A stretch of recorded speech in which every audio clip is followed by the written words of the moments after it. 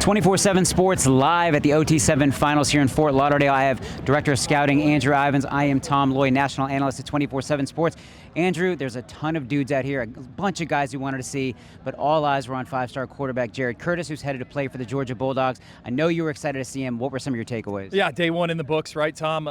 Ton of different signal callers here. And Jared Curtis, five-star prospect for us, someone we love on tape, but we haven't seen him in this type of setting. And you think about Jared Curtis, you know, he didn't do the Elite 11 finals. He hasn't been a guy that's on the camp circuit, and that certainly doesn't drive the evaluation, but you're trying to gather data points. So all my eyes were on Jared Curtis today. He played 2 games. First one, he only threw like 8 passes. Second one, he was lights out, though. 13 of 16, over 180 yards passing, 4 touchdowns.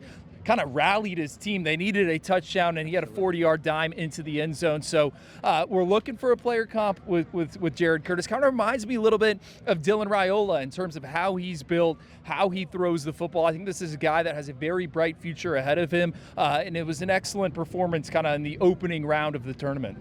I know another guy that you were fired up to see and kind of caught our eye, kind of out of surprise, Taten Cava.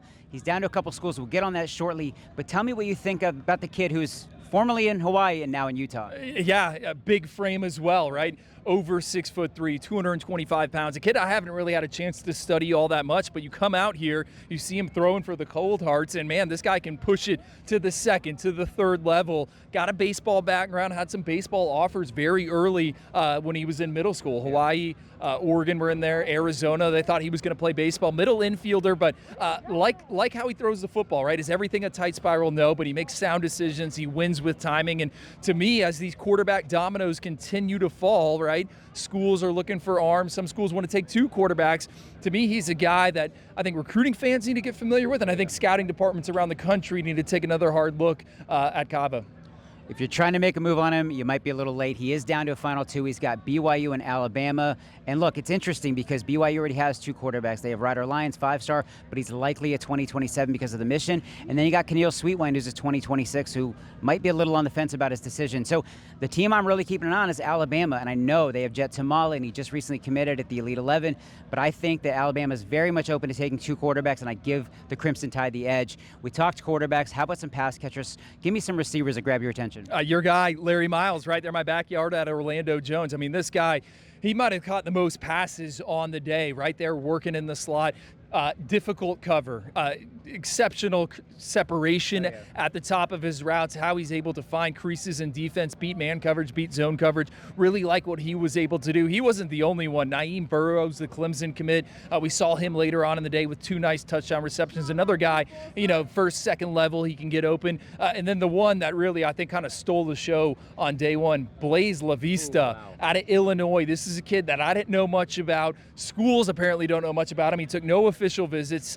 His recruitment appears to be up in the air, but man, you watch him in this best on best setting, very technical route runner. He's got good size, and he is sure-handed, Tom. He had a one-handed snag as he was falling away in the corner of the end zone. He delivered for the Midwest Boom at key moments for them. To me, I think he's got the talent to play in the Big Ten, to play in the Big 12, and you know, he's done it on Friday nights as well, led the state in receiving yards, so certainly a name to file away for another day, Blaze LaVista.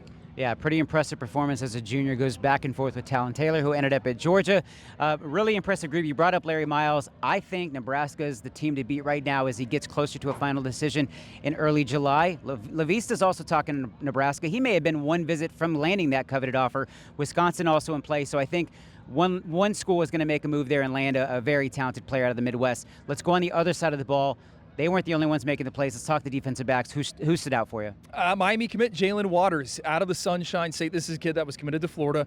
He was committed to Florida State. Now he appears to be locked in with the Hurricanes. I've been doing this for a while, Tom. Can't remember someone that's hit the triple, right, to all the big 3 in the state of Florida. But easy to see why Mario Cristobal and the Hurricanes have zeroed in on them. He's a height, weight, speed corner, reactionary skills on the outside. I was joking with you in the car ride over. You know, he's one of the more boring watches in the 2026 cycle, and that's because no one throws at him, right? Well, he saw some balls come his way here on day 1 of the OT7 Finals. I thought he was in the right place at the right time, and you think about Miami trying to improve that secondary. They've done it through the transfer portal. Well, hey, now they got this corner that has the tools to make an impact in the ACC. Aaron Gregory, I also want to shout him out. I know he's a wide receiver.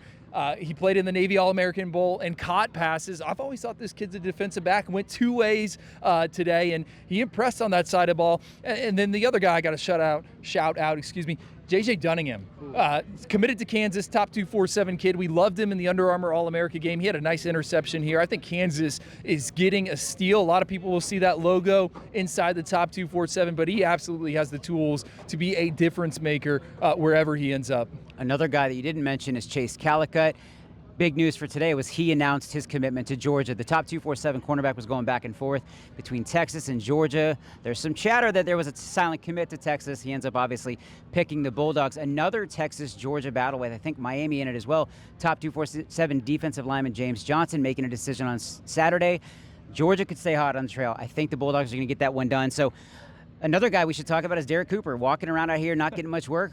Georgia's in play there. So I think yesterday he was wearing Texas gear, and then today he was wearing Miami. We'll see if he wears something else tomorrow. But and then one more guy I want to mention is 5-star linebacker Tyler Atkinson. No, he's not working out. He's just walking around and looks like he's kissing babies and shaking hands. But you picked up a little buzz that Texas is absolutely in play.